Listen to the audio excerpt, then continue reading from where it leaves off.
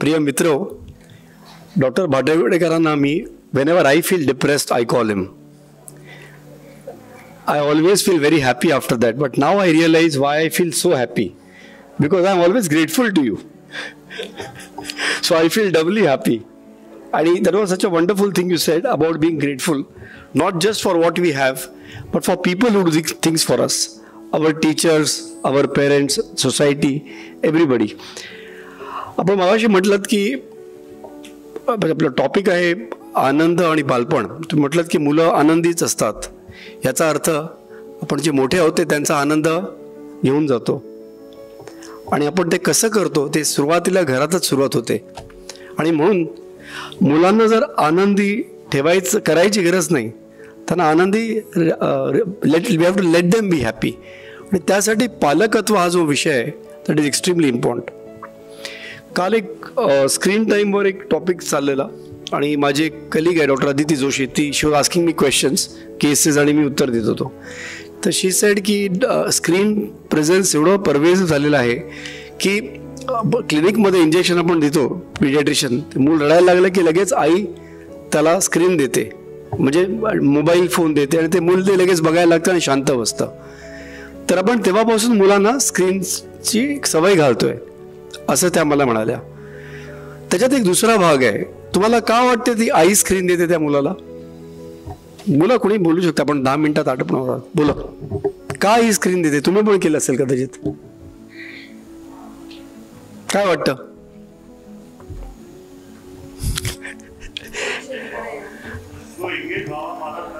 माझा त्रास कमी व्हावा म्हणून, तो एंगेज व्हावा, माझा त्रास कमी, म्हणजे मला ते कर्कश रडणं मला सहन होत नाहीये.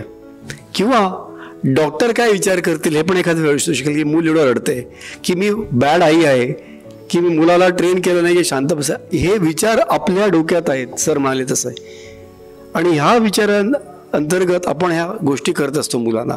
आणि म्हणून मुलांकडे आता कुठलाच पालक आम्हाला येऊन म्हणत नाही की ना माझी अपेक्षा सरळ आहे की माझा मुलगा वर्गात पहिला आला पाहिजे. सर्वच पालक आम्हाला म्हणत नाही, माझी अजिबात अपेक्षा नाही की मूल पहिला आला पाहिजे, पण I don't want this, but yes, but हे जे बट आहे, पण किमान दुसरा तरी यायला हवा. पहिला नाही पण किमान दुसरा तरी, but he should at least get good marks. आता गुड मार्क्स म्हणजे किती? सेकंड रँक येईपर्यंत. हे अपेक्षा जे आहे त्याचं कारण असं आहे की स्वतः आपलं टॉलरन्स खूप कमी झालेलं आहे. आणि टॉलरन्स म्हणजे समाजात जे आपण बघतो ते खूप दूर राहिलं. आपण आपल्या घरात आपल्या मुलांसाठी, एकामेकांसाठी, स्वतःकडे आपण जी अपेक्षा करतो ते टॉलरन्स कमी झालेलं आहे.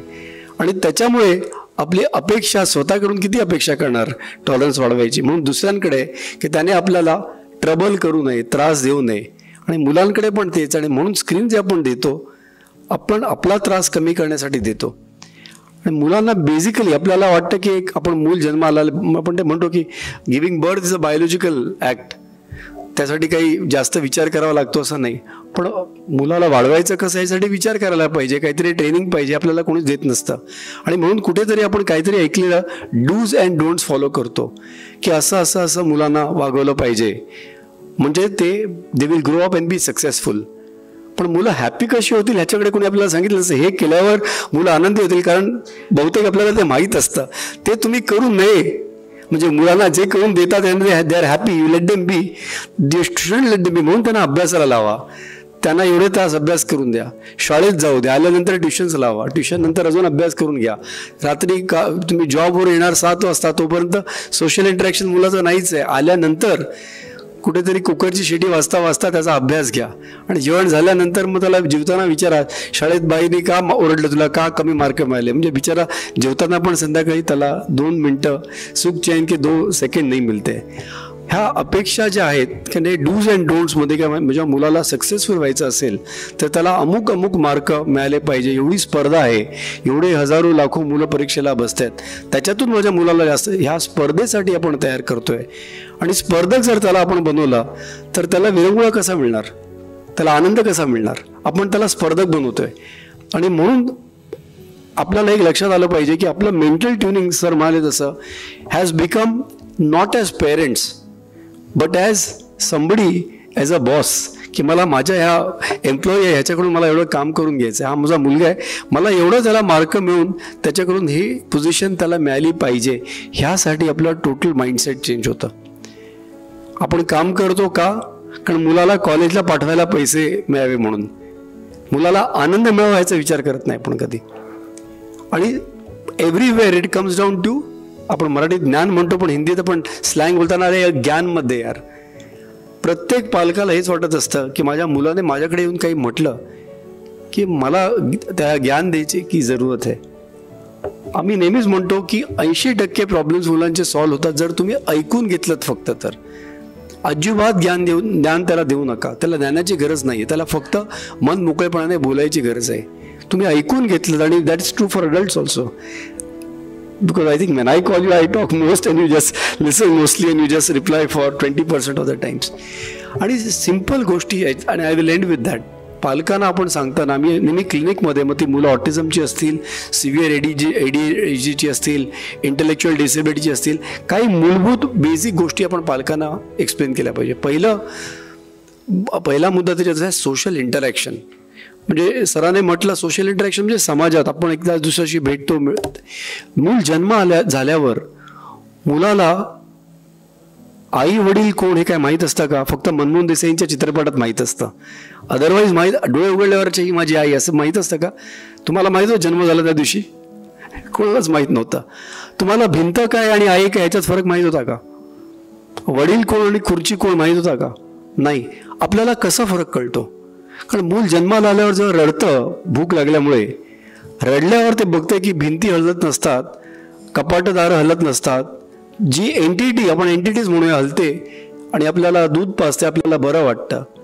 ती एंटिटी पुन्हा मी रडल्यावर पण तीच एंटिटी हलते आणि मला सो मी काही ॲक्शन केली म्हणजे रडलो की रिॲक्शन ज्याच्याकडून येतं त्यांच्याशी माझं इंटरॅक्शनचं नातं जुळतं. Action reaction, action reaction, interaction.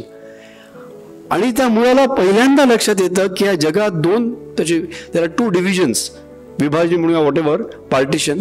One is that part which can react with me or interact with me, react to me or interact with me, म्हणजे लिव्हिंग, म्हणजे व्यक्ती, मनुष्य. आणि that which does not react, मी रडलो हसलो तरी भिंतीला काही फरक पडत नाही, नॉन लिव्हिंग. आणि म्हणूनच मूल जास्तीत जास्त लक्ष कोणाकडे देतं?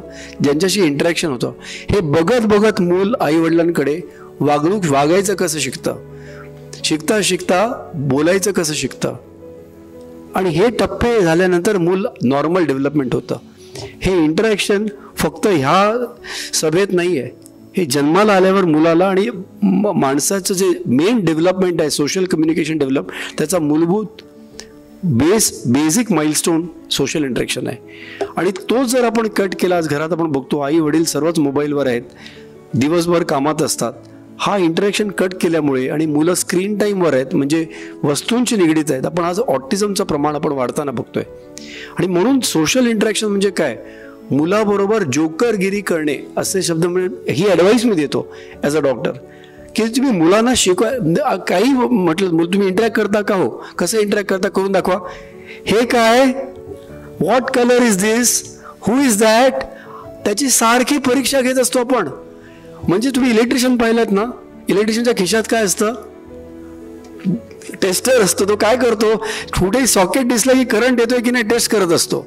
आपण मुलांचं तेच करत असतो. टेस्टर झालेत तुम्ही सर्व. आणि मूल सॉकेट आहे. हे काय ते काय? डॉक्टरना हॅलो बोल, गुड मॉर्निंग बोल, नमस्कार कर, पाया पड, व्हॉट कलर, दिस कलर. हे केल्याने मुलं इरिटेट होतात. त्याला मुलाला वाटतं की तिची तरी सटकलंय किंवा तिला वाटतं माझी तरी सटकलंय. काय झालंय काय? Who is mad?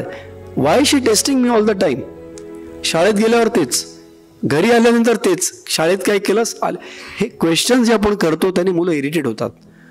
मुलांना बोलू द्या. एखाद्या मुलाने आल्यावर तुम्हाला सांगितलं की या शाळेत अमुक अमुक घडलं, आपला रिस्पॉन्स काय असतो? मग तू काय केलंस? त्याने तुला मारलं, तू मारलंस की नाही त्याला? ह्या प्रकारचं आपलं इंटरॅक्शन असतं. प्रश्न कसे विचारावे? अच्छा असं झालं का? अच्छा मग तुला काय वाटतं त्याच्याबद्दल? असं आपण कधी विचारतो का? आणि बरंचसं तुमच्याकडून I have learn from you, so I have to admit that you and Anuradha teacher madam are my teachers. आपण त्यांना तुला काय वाटतं हे कधी आपण विचारतो का मुलाला? बरं असं वाटतं का? का असं वाटतं?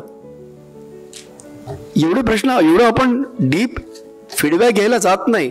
असं घ्या ताबडतोब उत्तर, अरे त्याने मारलं ना, तू पण मारायला पाहिजे. त्याने तुला मारलं, का मारलं, तुला काय वाटतं का मारलं, असं जेव्हा आपण विचारतो द चाइल्ड स्टार्ट्स थिंकिंग. विचार करायला लागतो काय झालं, आणि his communication, thinking, relationships actually get better. तेव्हा ह्या सिम्पल गोष्टीकडे आपण लक्ष दिलं पाहिजे. दीपिका उडी गेली. अच्छा, so probably 12 minutes are not over, so I'll take 1 minute more. The other simple concept that you should explain to all parents is schedule. एक वेळापत्रक. वेळापत्रक म्हणजे मुलाने किती तास अभ्यास करावा ह्याचा वेळापत्रक नाही. वेळापत्रक म्हणजे मुलाला काय काय करायचं आहे आणि मुलाच्या मनात काय काय करायचं आहे आणि तुमच्या मनात देखील काय. ह्या दोघांना मिळून there should be an understanding about what everybody in the house is suppose to do. प्रथम हे आधी विचारून घ्या की मुलाला काय काय स्क्रीन टाइम हवा आहे ना, द्या. पण जेव्हा आपण वेळापत्रकात लिहितो, वी राईट डाऊन किती वाजता आणि किती वाजेपर्यंत काय काय होणार असतं. जेव्हा आपण हे वेळापत्रक लिहितो आणि मुलाला स्क्रीन टाइम सुद्धा देतो, तुला स्क्रीन बघायचं आहे ना, मान्य केलं तुझी गोष्ट, पण किती वाजता आणि किती वेळ बघायचा ते मी ठरवणार. तुला श्रीखंड घ्यायचं आहे ना, श्रीखंड देणार. 2 किलो खायचं की नाही हे मी ठरवणार. सो क्वांटिटी काहीतरी तुमच्यात पण असलं पाहिजे, समोरची पण गोष्ट मानली पाहिजे. आणि हे केल्यानंतर 2 गोष्टी होतात. तुम्ही जर प्रेडिक्टेबल असाल, की जर तुम्ही सांगितलं असेल की ह्या वेळेला मी येणार आहे, नंतर आपण बाहेर फिरायला जाऊ किंवा तुला शॉपिंग करायला मी नेईन, जर तुम्ही शेड्यूलला, if you go according to the schedule, the child believes that you are predictable. आई म्हटलंय ना, बाबा म्हटलेत ना, करणार आहेत म्हणजे करणार. एन्व्हायरमेंट प्रेडिक्टेबल झालं, द चाइल्ड लर्न्स अँटिसिपेशन, की ठीक आहे आत्ताच्या आत्ता होणार नाही आहे, हे संध्याकाळी 4 वाजता होणारच ह्याची मला खात्री आहे. मग आता 2 ते 4 स्वतःचं मन कसं मॅनेज करायचं मूल शिकतं. त्याच्यासाठी सायकॉलॉजिस्टची, डॉक्टरांची काही गरज नसते. आपण त्याला डिलेड ग्रॅटिफिकेशन किंवा अँटिसिपेशन म्हणतो. मुलाला कळतं 2 ते 4 वाजले, आता आज खेळायला जायचं आहे, तर मूल परत येतच नाही, आई वडील म्हणतात.